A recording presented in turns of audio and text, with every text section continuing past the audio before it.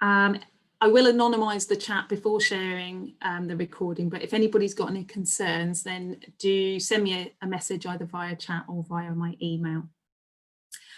Finally, I'd like to thank People's Collections Wales for presenting for us today. I'm hoping it's going to be the first of many useful sessions for librarians across Wales. I'd also like to thank CILIP's Metadata and Discovery Group and CILIP's Local Studies Group, who developed the idea and helped us get it off the ground. So at last, I'm going to introduce Reinat, who is going to be presenting for us today. I'll mute myself now and hand over to you. Many thanks, Amy. Thanks very much. We'll just change the screens in the background now, as you'll see it. And just say, my name's Reinat Jones, and I'm the Programme Manager for People's Collection Wales. And really is many thanks for this opportunity, because although for the next few minutes we're going to have quite a lot of information to communicate, it's very much a two-way communication we're looking for today, and also to consult with not only what we do, but what you see could be needed to help you in your work for a shared value output. So what I'd like to do, just to begin with, is just to give a broad introduction, an overview for People's Collection Wales. And it's a federated partnership of the three organisations, but it's fully funded by the Welsh Government. But the partnership extension from that is that we're looking for everybody in Wales and those who have an interest in the history, culture and heritage of Wales to be part of People's Collection Wales. The three main partners help to manage and govern, and within that we have their input of specialism and the expertise also within those organisations. Now, over the last 10 years, we've developed different elements that we can look towards, but one consistent focus and value proposition we try to put forward is that the collection brings together and holds the stories of the people of Wales, and also that all the content and the resources can be searched, of course, hopefully enjoyed, but also reused and repurposed side by side, and also for contribution to anybody really. And we'll go into more details about that contribution and the moderation that goes forward. To date, we've got just over, I think, 141,000 items. And when we talk about items, digital items, these can be photographs, many of them, videos, audio recordings, documents, and also potential for videos within animation. So at present, we had a Minecraft competition with museums in Wales, and those are coming in now. So they're animations that have been recorded. That's a digital item. We also have what's called multi-part items. So if you have a written letter that's been scanned, which is 60 pages, that can be one item, but of course in many parts, but all collected together. You can also aggregate and bring together and curate this content into stories and collections, but also trails as well. So we'll come to that in a bit now.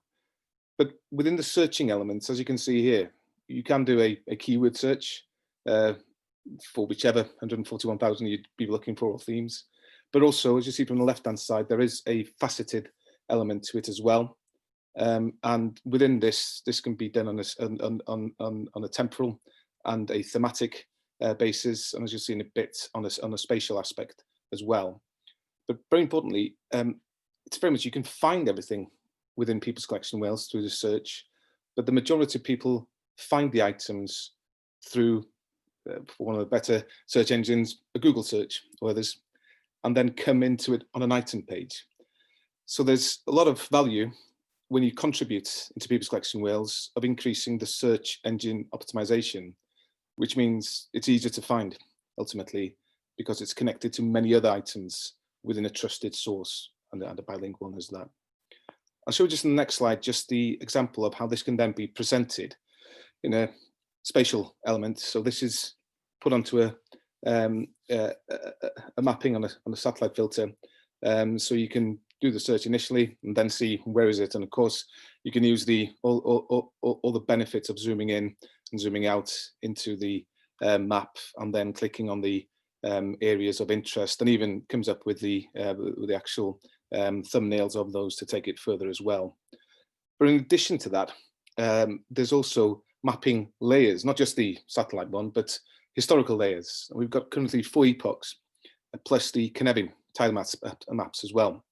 So you can focus on one search for one thematic element, and then from that, filter through to different epochs of time to see what the landscape was, the changes, and so forth, which could be very different, maybe, especially in the industrial places within Wales, but maybe not so different if it's one specific field in Mid Wales or Powys and so forth. But a great way to bring those together. And again, you can start the search from the spatial element as well as temporal and thematic as well. So give over now to Griffith, who will go into more of the details of the licensing and the contribution elements and the functional elements of this. But just like to say that very much, once we go through all this information, very much looking forward to hearing from you and what you see as on a consultative basis, what could be a need here and any future need as well. Thanks, over to you, Griffith. Diolch yn fawr, Reinald. I've been trying to share my screen, Amy, and I could do it earlier, but I can't now, I'm afraid. Sorry, yeah, I think you left and came back, didn't you? So I will make you co-host. There you go. Thank you very much. Diolch. I'm just going to go over a few of the things that Reinald mentioned there, and draw on some examples to try and demonstrate the different ways in which other contributors have used the website, and maybe give you an idea of how you can do a similar thing too. So when you come to the website, we have the collection page, which Reinald drew attention to there. Currently slightly above what Reinald had earlier. It's 141,142 items by now. So this figure is of course going up every day.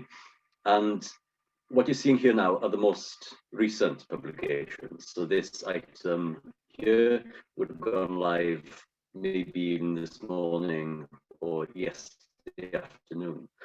And you can really see the diversity of content that we have here. Photographs, oral history, clips relating to every aspect of Wales's history. And if I just open one of these at random, I just wanted to demonstrate an item page for you, like a typical item on the website. So every item, whether it's a manuscript, a photograph, a video, a document, whatever it may be, they all have the same structure on the website. So every item will have basic metadata as a title. You'll have the item itself, which vary in quality depending on what's available to the contributor. Then additional metadata underneath, descriptive metadata that would give you more context, maybe the names of people, individuals in the image, or transcriptions of a document, for example. We have information about ownership and copyright, tagging items around the website, information about the uploader, and ideally too, as Reinald mentioned, a geolocation. So as we can see exactly where that item has been located by the contributor. Of course, acting in the same way as any other archive would, the easiest way to discover the content is to use a keyword search. And I'm just going to highlight a few contributors for now.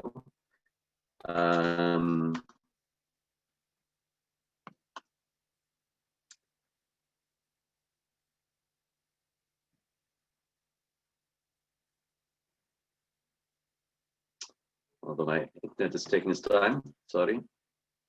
Every item is added into an account or a profile page. So we don't take ownership, we don't take the copyright for any of the content. It's retained by the uploader or whoever the copyright holder is. And every item lives then inside an account, a profile. So here's one for Vale of Glamorgan Libraries, who so far have published over 2,000 items in their account. And this account will behave in exactly the same way as the broader collection. So you can see a few of the items here.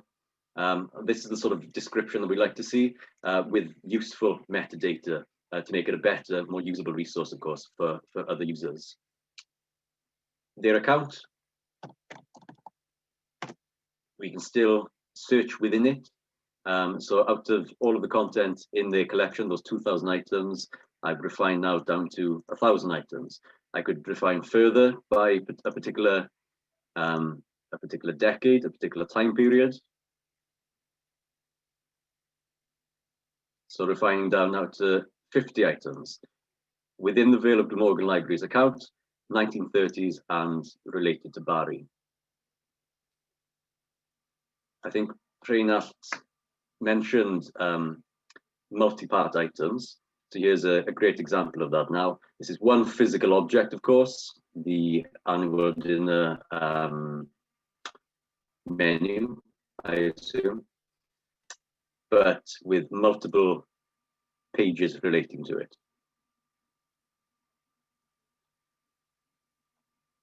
One set of metadata, one location, one set of tags and descriptive metadata, but with various parts, ideal for manuscripts, for letters, longer documents, exhibition panels, items which can be grouped together conveniently in that way to better demonstrate a story. And if I go back to the Vale of Glamorgan's account for a second, they've also created collections. Rheinald mentioned this, that you can take your items and you can group them together thematically in order to better tell the story, in order to give their accounts. So far, they have 3 of these collections so far. And this is a typical collection with some contextual information explaining what it is that links these items together. And then you can see that this particular collection has 30 items. These all exist as individual items. They all have their own set of metadata, their own identity as items, but they've just been grouped together in this way. As we'll see later on with the Archive Core project, the memory archive, you're not restricted by only using your own content when creating collections or stories, but you can utilize material that's been published by other contributors in order to better tell the story, or in order to color the history that you're trying to, that you're focusing on.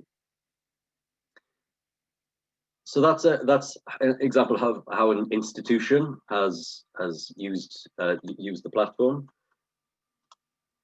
I'm just going to demonstrate one community project. This is Lleisiau o Lawr y Ffatri, Voices from the Factory Floor. Project that was run with the Women's Archive of Wales, recording the histories of women who were involved in industry, mostly heavy industry, after the Second World War. A really fascinating project. They interviewed over 100 women, recorded the interviews themselves, and asked each of the women to bring in a few photographs or documents to illustrate the story. All of those items were published, 766 items in total, and those then were curated into stories, one story for each of the women. And here we have their stories here. A story very similar to a collection has a little bit of contextual information at the top. We have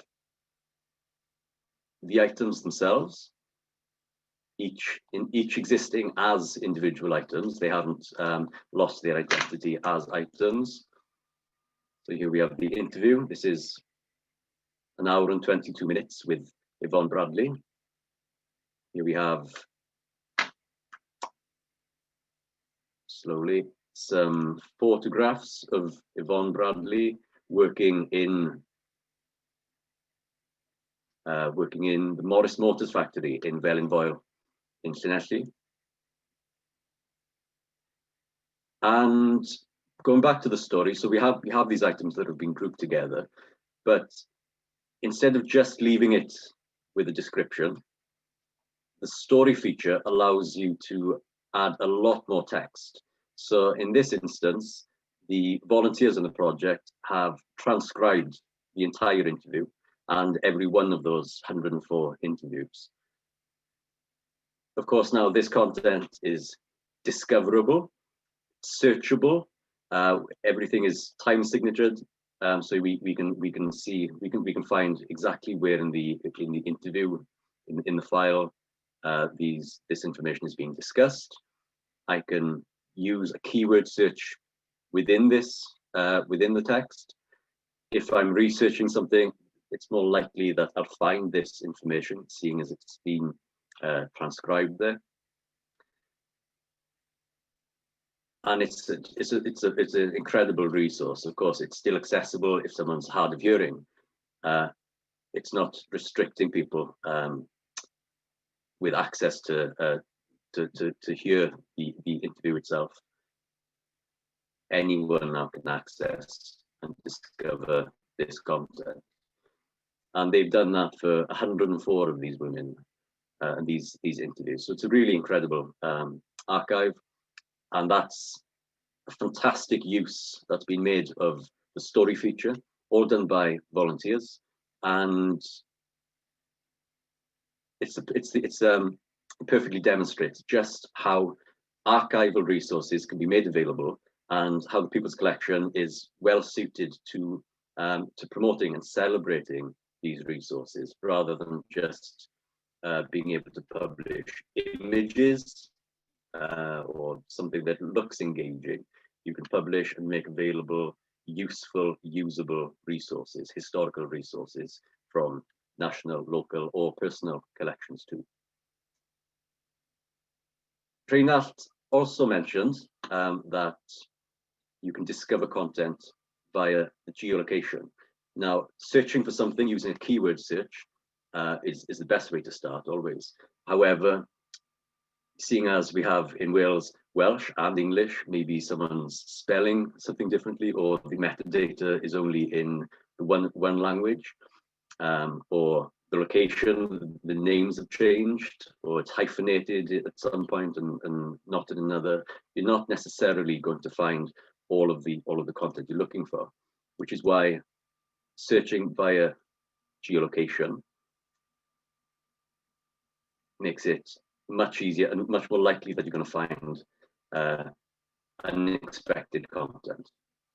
So having zoomed into Aberystwyth here, you can see all of these dots appearing, and these are all items that have been geolocated to a specific point.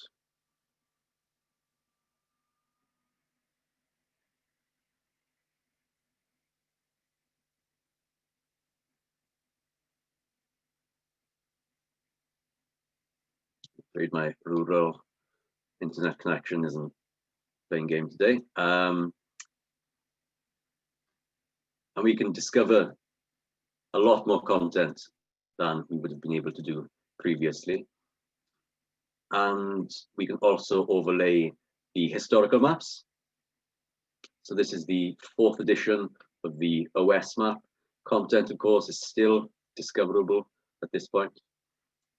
We can go back to the 3rd edition, which not all of Wales had. The 2nd edition, which is turn of the century.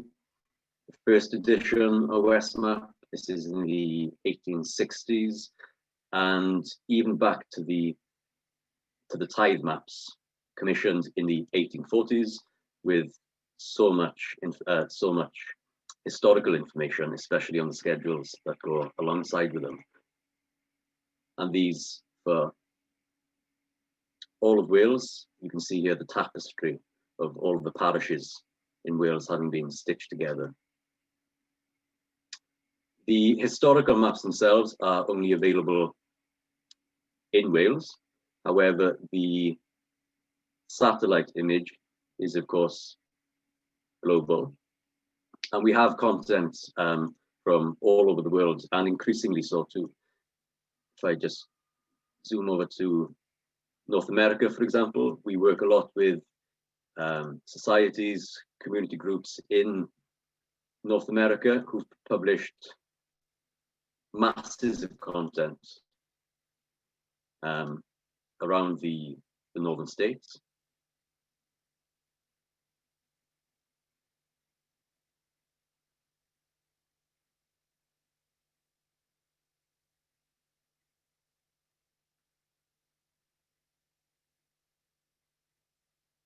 We have increasingly and very exciting in our content, and a lot more content coming through from around the Caribbean, from the various Windrush projects that have been ongoing for the past few years.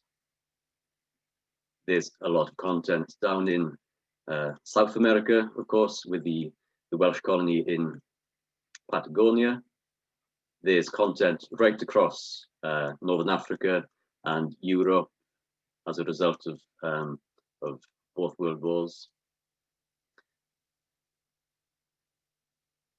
And it's increasingly becoming a fantastic way to document stories, especially with correspondence being sent from northern France during both wars. An item can have two geolocations. If a letter, for example, obviously written in one place and sent to another, it has two locations belonging to it. It can be located in both of those places, and it's more likely to be discovered then, of course. So that's the mapping feature. There is an education section too, which I think we'll be coming to later on, where resources have been developed by using content which has been published by different groups and societies or individuals around the website. So there's a wealth of teaching resources available here, lesson plans and teacher notes using these collections. I'm going to demonstrate now how exactly you can go around uploading some to the website. While I prepare that, feel free, if you have any questions or comments, you can leave them in the chat now while I'm just while I just draw together some of the relevant documents. So please, if you do have any questions, feel free to add them into the chat.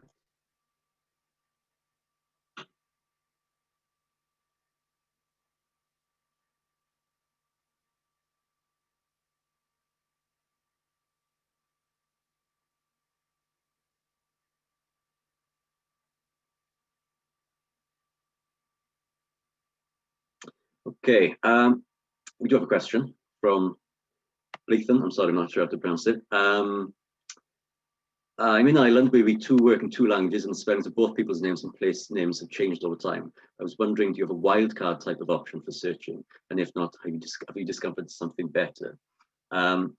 Maybe Tom, you'd be able to pick up on that later on about the search, the search terms. So I leave that to you for now, if that's okay. When if you would like to contribute to the website, then all you need is to register your account. So everything that we did there so far to discover the content, to see what other contributors have shared, that was without logging in, that was without having registered, that was just going to the website as any user and seeing what was there. Once you have created an account, you just need an active email address, then you can interact with a collection, with the website in different ways. You can, of course, add your own content. You can also comment on people's items, asking for more information, maybe correcting information. You can interact with other users too. And I'll just demonstrate then how to go about uploading. So I've logged in here, and you'll see there are various tabs. I won't go through everything now. I'll just quickly take you through the uploading functionality. I have here an item which has been collected from Glamorgan Archives through the Jewish History Association of South Wales. And we will be uploading this then into an account. It's a very simple drag and drop system.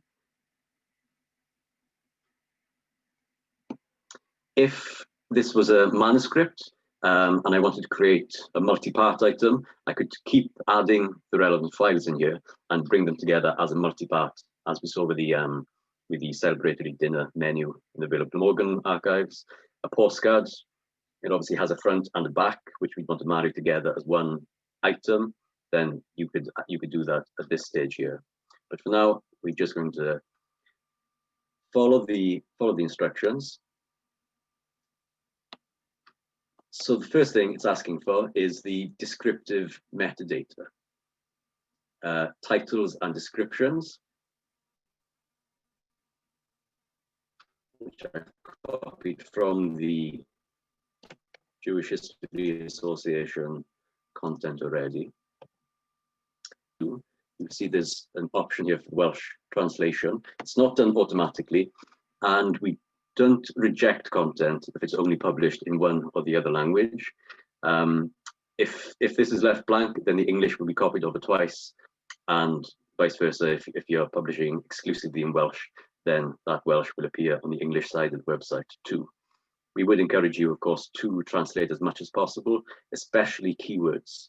If someone is searching for the Welsh spelling, as I mentioned earlier, then they find it with just even the keywords being translated here.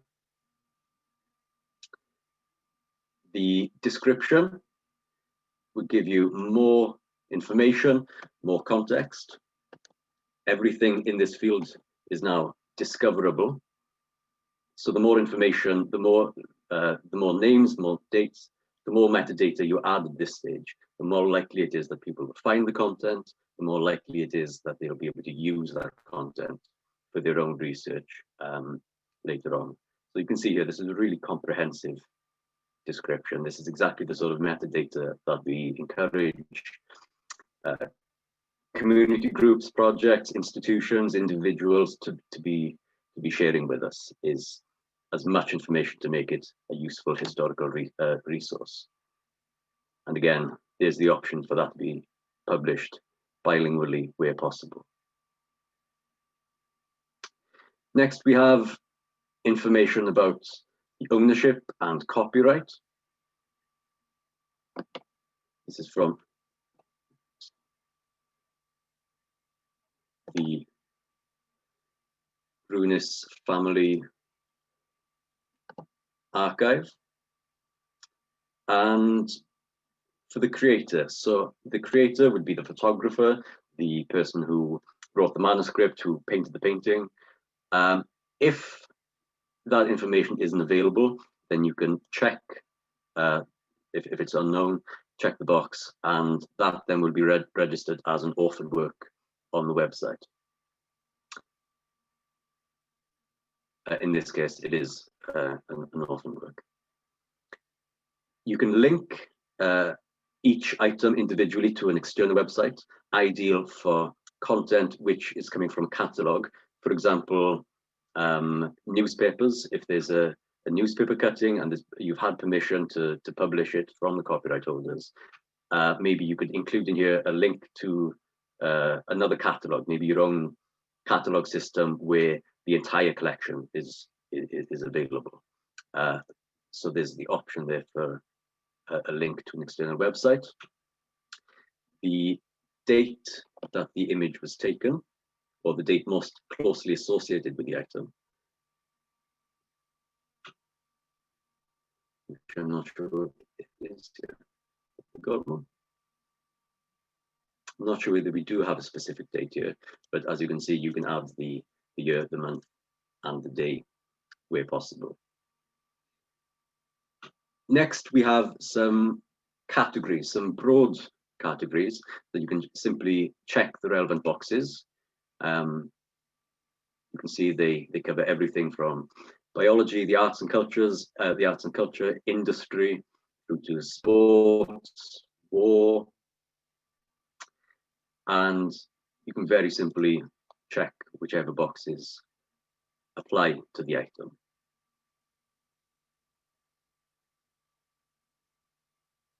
Likewise for a date, this item, give it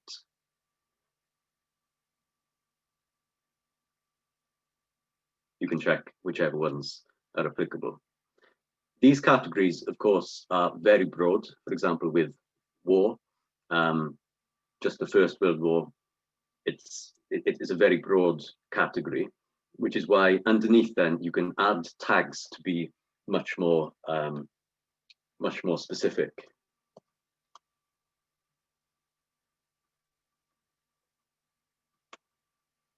You can if, for example, for the First World War, that was very broad, but then we could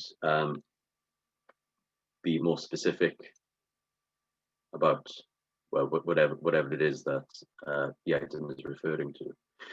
You notice that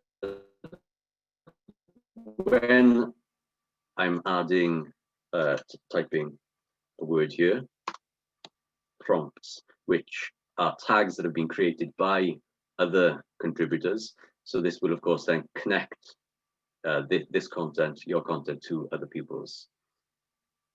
And you can add as many tags as are applicable down here.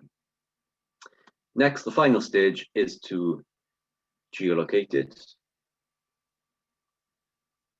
And that's a very simple process of zooming in on the map and dropping the pin in the relevant place. So this item is postcards coming from Porthcawl.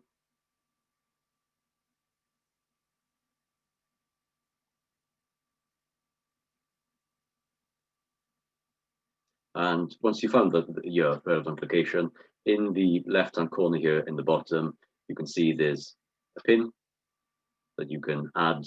You can add that pin then wherever you'd like it to be located. There is an option to add additional licenses, which are very suitable for things like performances, where you'd have the copyright for maybe the music, different copyright for the playwright, performance rights on top of that. It's not applicable in this case, and most people leave it blank, but there is the option for additional licenses. So now that we've added descriptive metadata and a geolocation, I can agree to the terms, allowing others to use this item under the Creative Archive license. It's worth noting here that everything on the website is available and can be used for free, provided that the use falls within the Creative Archive license, notably that it's for non-commercial purposes. And then we have guidelines. If people would like to make commercial use of content, they need to contact the copyright holder directly for permission. So I check the box. I can save it as a draft, or I can publish. If I save it as a draft quickly, you can see here underneath the drag and drop box, the upload box, all of my draft items are sitting. So these are items that have been uploaded to my account but haven't gone live yet. And the advantage of this is that I can preview what the item will look like once it has gone live. So here we have it with the title, geolocation, is the item itself, the comprehensive description, copyright, tagging information,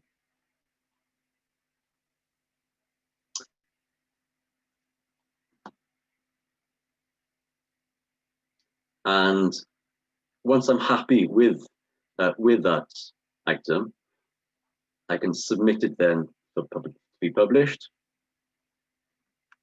Every item that comes through the website is submitted first for moderation, where our moderation team will check for copyright breaches, issues around data protection.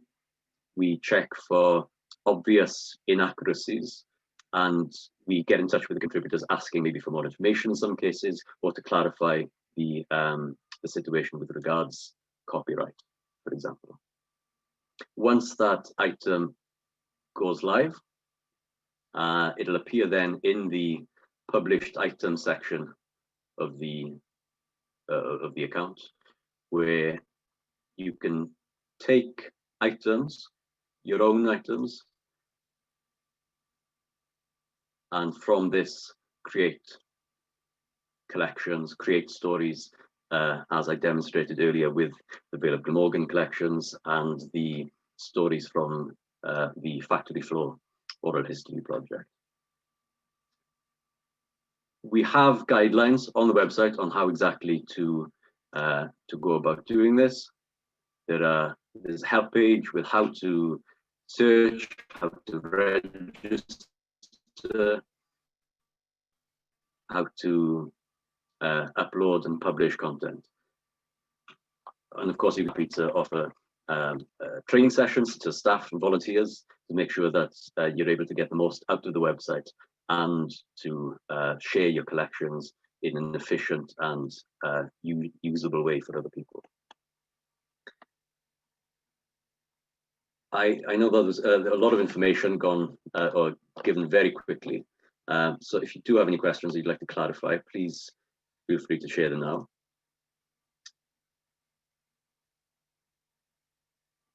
In the chat box or whatever it may be.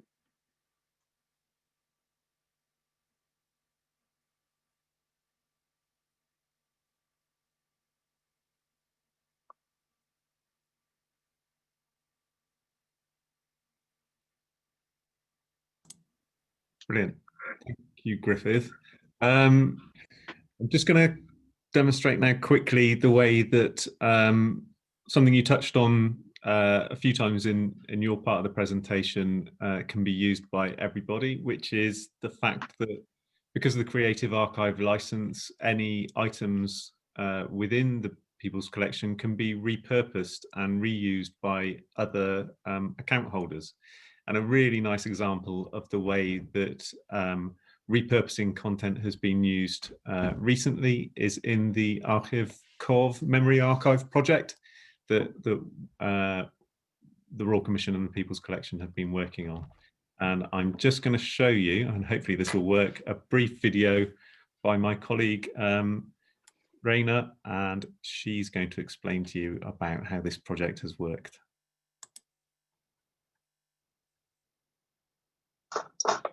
Hello, I'm Raina van der Wiel. I work for the Royal Commission on the Ancient and Historical Monuments of Wales, and I'd like to introduce the Memory Archive project.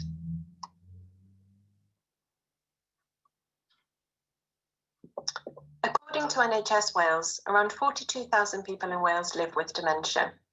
The Royal Commission is therefore working together with the National Library of Wales and Amgueddfa Cymru National Museum Wales through the People's Collection Wales partnership to explore how people living with dementia can benefit from digital heritage.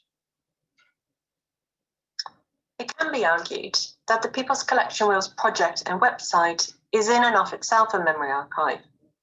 The three project partners, other organisations and members of the public contribute valuable photos, recordings and documents that hold stories about Wales and its people. So anyone looking for reminiscence resources will do well to start their search on the People's Collection website. However, there is so much available that it can be difficult and time-consuming to find relevant material in a short amount of time. Therefore, our aim with the Memory Archive is to provide a one-stop shop for free archive materials suitable for reminiscence work. Memory Archive is a curated account aimed at facilitating reminiscence work with people living with dementia. Collections are divided into relevant themes and decades within living memory based on feedback received from healthcare professionals. So for instance, themes include various transport categories, such as railways, trams, buses, cars, and as we can see here, bicycles. Various employment or industry categories, such as farming, mining, and the more generic work collection, but also more focused on home interiors, such as living rooms, bathrooms, and as we can see here, kitchens. While the collections include a range of the Royal Commission's own archive materials, the beauty of the People's Collection website is that you are encouraged to reuse other users' content into your own collections. And while the Royal Commission has a wealth of photographs on historic buildings, monuments, and landscapes, the People's Collection website is rich in people pictures. This has also allowed us to include, for instance, significant events, including weddings, graduations, and retirements. One of the latest additions to the Memory Archive are the 360-degree videos created by Atgofion Melys, Sweet Memories. 360 degrees videos allow you to interact with and experience their content instead of just sitting back and watching. So for instance, the Nature Collection gives you the opportunity to explore a number of landscapes, including waterfalls, rivers, and seascapes in Wales.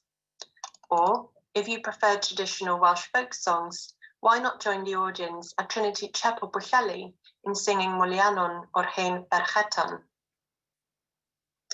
Finally, all images in the Memory Archive collection can be easily downloaded and printed for use in reminiscence sessions.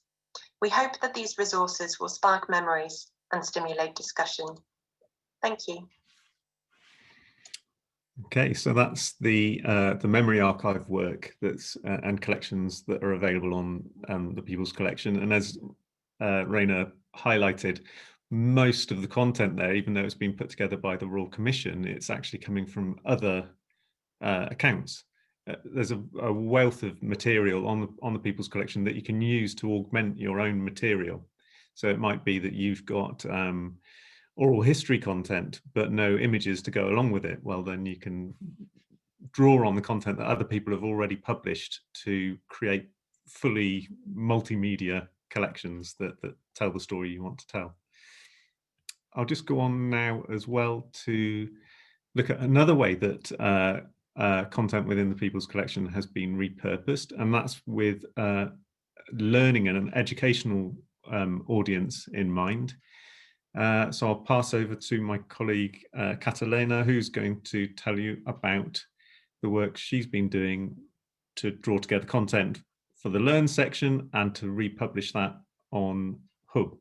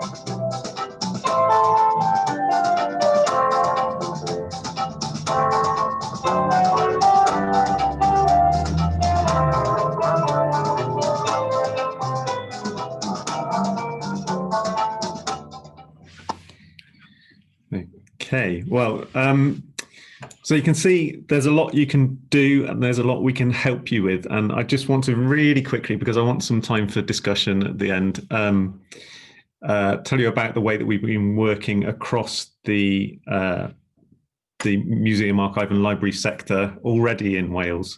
Our ambition is really to improve the links between what we do and what the library, archive and museum sector in Wales is doing.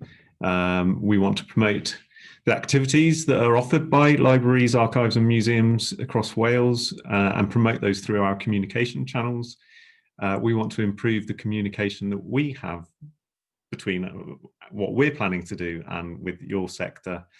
And we want the activities that we organise in one sector, say with archives or museums or libraries, to be repeatable and scalable across all institutions. We've run some pilot projects recently. I'll just skip through these very quickly. One that we ran last year was with the Museums Federation. We wanted to demonstrate to the museum sector the value of publishing content on the People's Collection. And so we worked with them on on two separate campaigns. The first was about Pride Cymru. So we wanted partners in the museum sector to identify stories that could easily be adapted for publication on the People's Collection. And then we would assist them in the account creation, the upload and the publishing process.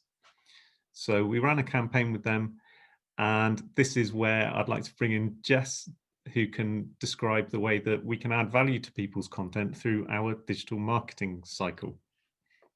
Yeah, so the digital marketing cycle usually starts once the content is actually on the website. Then I can go ahead and share it with our audiences on social media. I can use social media advertising for that content to reach a wider targeted audience, to gain more engagement for that content, to get more click-through to the website for people to view the content in more detail, and also to make people more aware of your brand online. I like to say here that if social media advertising is used, you will not be charged for that. That will be covered by People's Collection Wales. I can also share that content in our newsletter as well, if that's appropriate. So there is a possibility that you might want to curate your content into a collection or story on the website, or perhaps a blog post is more appropriate. If that's the case, then the cycle can begin again. So I'll share that content on, again, social media, perhaps use social media advertising, include it in our newsletter. So at the end of every campaign, I can send you statistical reports. So it could be based on reach, engagement, click-throughs, sessions, return rates, basically any statistics that you might require, maybe to demonstrate digital impact. I will try and accommodate in the report. I'd also like to say really quickly, in terms of digital marketing, we want to help you as much as we can. So if you feel like you're needing help with social media, say if you have an online event or you have content that you want more people to be aware of, please do tag us in your post, so then we can share that with our digital marketing, with our audiences as well. Also, if you'd like to discuss anything that I've mentioned really quickly, because I realise we're running out of time, please do send me an email or drop me a tweet. Back to you, Tom. Brilliant. Thanks, Jessica. I won't go too much into the results of the sector pilot that we ran on the Pride Cymru collection. Simply to say that it was an excellent showcase of how even just the contribution of a few items, when we combine that with our social media marketing, can have quite a broad reach. We compared promoted and unpromoted material, and the way that reach and engagement was increased by the way that we can market it, and the results are quite stark and quite impressive. There's an evaluation there. We'll share these slides and make them available after the event. There were a few issues. Yeah, the project we found to be scalable, and larger projects though might require different approaches, but we can help people with bulk uploads of thousands of items if they need to do that. So we produced an evaluation, and one of the legacies of that was to run a second campaign looking at working lives in Wales, where we had 12 separate collections with multiple items in each. 7 of them were promoted through social media, 5 of them weren't, and the results of that promotion were very strong, again, showing the value of the work that we can do through Jessica to make your items and your collections have a higher profile more generally. So there we go. The next steps for us are that we want to listen to you, to the feedback that we get from you today. There are a number of ways to do that.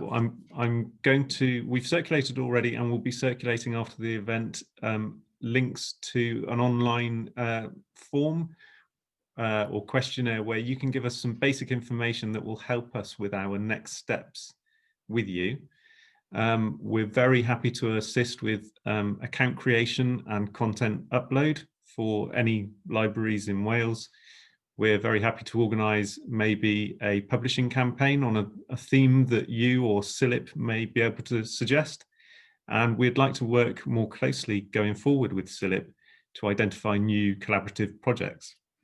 We're also, of course, very happy to share, as Jessica said, social media posts and stories from across the library sector.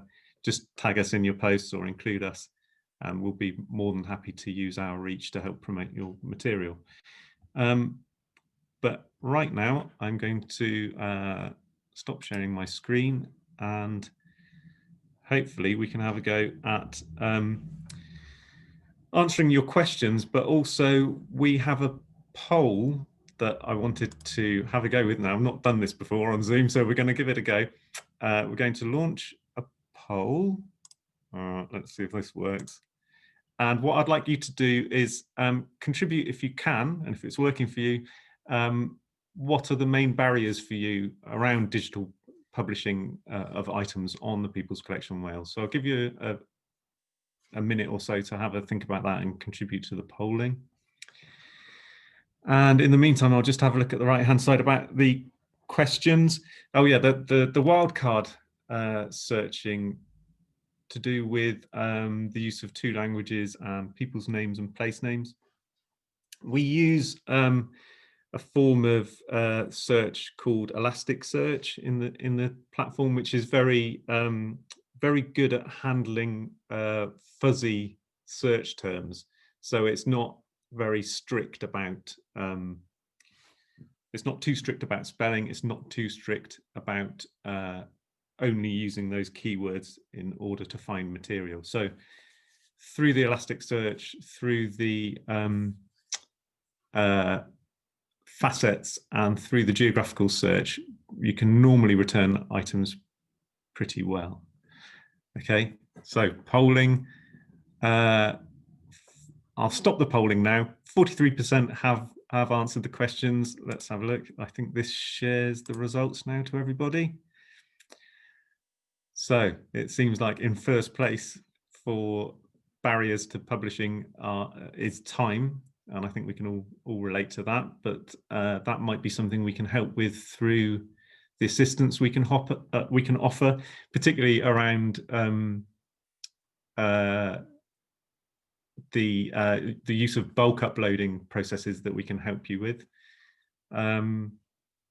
Staffing, again, it kind of relates to the same thing. It's about manpower to do this, but we have got some really nice examples and some experience with the use of volunteers to assist with digitization and metadata creation, both in the museum and the library and community group settings. So I think we can help with that. Copyright is an issue that crops up always and has done since we started talking about the People's Collection in 2008, and it never goes away. It never gets much simpler, but I think we've got some good guidance and some good practice and training resources that Griffith can share with people. And yeah, equipment's a bit funny at the moment. We do equipment loans ordinarily. We have digitization kits that we can distribute to community groups and libraries and other organizations. Under the current COVID restrictions, we're not able to do that, but that doesn't mean we can't plan for when those restrictions are relaxed next year. Okay, I don't know if anyone else from the PCW wants to jump in about any of those poll results or about any of the other issues that have been raised in chat. If I could just reiterate what you mentioned about volunteers, definitely staffing is obviously an issue right across the board, really, with so many institutions. And some of the most successful collections that we've seen published over the past few years have been volunteer generated, working with projects or with institutions. Asking volunteers, giving a call to the community, maybe to transcribe vast swathes of information that staff wouldn't have the time to do, is a great way not only of making the resources available in the first place, and not only making them really usable with comprehensive metadata, but it's a fantastic way of engaging with the local community, obviously. So yeah, I really would encourage you to put a call out, a call to arms into the local community, and get in touch with us. We may have contact with local community groups or projects in your area who would be interested in contributing to your work. So do ask us. Yeah, we may have volunteers sitting on their hands at the moment, waiting to get stuck in. Does anyone in the group have any questions you'd like to raise that you haven't had a chance to yet?